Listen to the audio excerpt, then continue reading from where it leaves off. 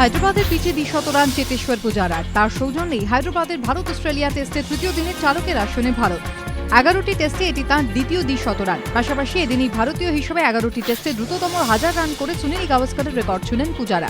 যদিও double century করার পরই আউট হয়ে যান তিনি। প্যাটিনসনের বলে ক্যাচ দিয়ে ২০৪ রানে প্যাভিলিয়নে ফেরেন পূজারা। এদিন সকালেও মুরলী বিজয়ের সঙ্গে জুটি বেঁধে টিম ইন্ডিয়া স্কোরবোর্ডকে সচল রেখেছিলেন পূজারা। ম্যাক্সওয়েলের বলে ১৬৭ রানে আউট হন বিজয়। গতকাল উল্টোডাঙ্গায় উড়ালপুল ভেঙে পড়ার পর থেকে বন্ধ থাকলেও আজ পুলের পাশের লেনটি খুলে দেওয়া হলো।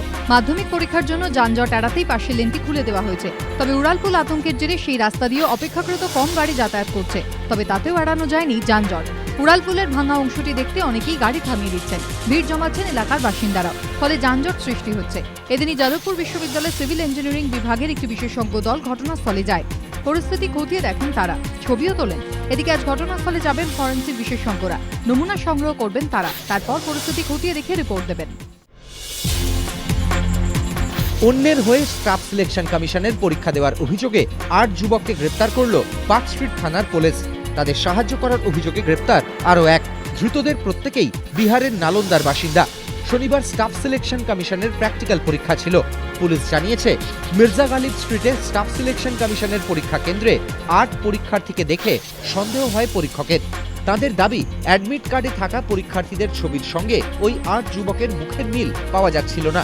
তাদের সাহায্য করার জন্য আরও এক যুবক এসেছিল। অভিযোগ পেয়ে ৯ জনকেই গ্রেপ্তার করা হয়। ধৃতদের প্রত্যেকেই বিহারের নালন্দার বাসিন্দা। রবিবার ধৃতদের ব্যাংকশাল কোর্টে তোলা হয়। ধৃতদের মধ্যে কুন্দন কুমার ও আনন্দ রাজ নামে দুজনকে ১৫ দিনের জেল হেফাজতের নির্দেশ দেন বিচারক। বাকি ৭ জনকে ৫ দিনের পুলিশি হেফাজতে পাঠিয়েছে আদালত।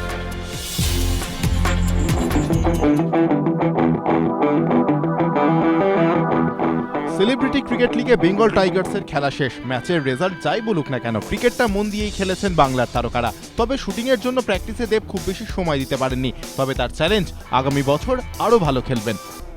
খেলা শেষ, এবার শুটিং শুরু। চাঁদের পাহাড়ের শঙ্করের চরিত্রের জন্য দেব কি প্রস্তুত? দুই কন্যাকে নিয়ে বেঙ্গল টাইগার্সের কর্ণধার বনি কাপুরের সঙ্গে শ্রীদেবীও আগাগোড়া উপস্থিত ছিলেন চিন্নাস্বামী স্টেডিয়ামে। আগামী বছরও বেঙ্গল টাইগার্সের সঙ্গেই থাকতে চান বনি কাপুর।